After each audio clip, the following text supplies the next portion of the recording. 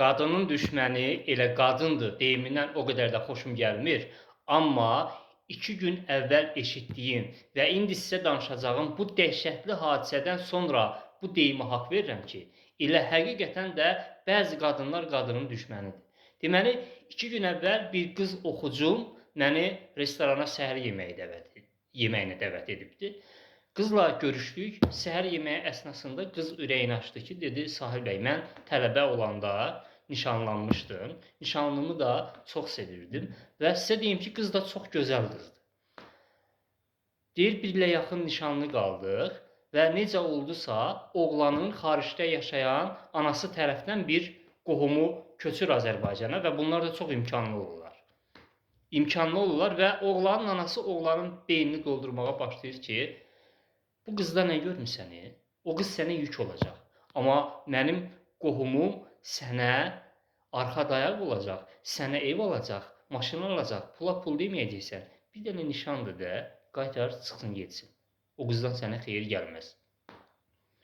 Oğlan da anasının sözünə qulaq asır, nişanı qaytarır və bu biçarə qızın ondan sonra əzablı günləri başlayır. Qız psixiatrın mənə yazdığı o antidepressiya dərmanının reseptini göstərdi. Çox ağır antidepressiya dərmanlar qəbul edibdir.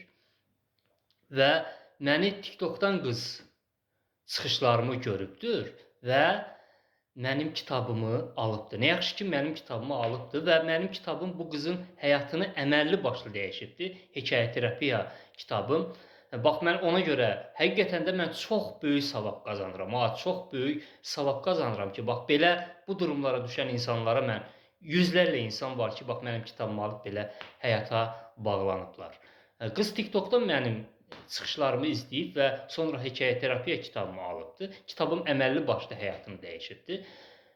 Və nə yaxşı ki, o qız mənim kitabımı alıbdır. İndi buradan bəzi qadınlara səslənirəm ki, analara səslənirəm ki, bu qızların həyatı ilə oynamayın. Yəni, anıya bax ki, sən özün də qız olmusan da. Sən başqa bir qızın, başqa bir ananın qızının həyatı ilə necə belə oynaya bilərsən ki, nədir, əlinə biraz pul keçəcəkdir. Ona görə də buradan qızlara səslənirəm ki, siz də diqqətli olun, çox diqqətli olun. Buradan analara səslənirəm ki, başqalarının qızlarının həyatına oynamayın, siz özünüz də qız olmuşsunuz.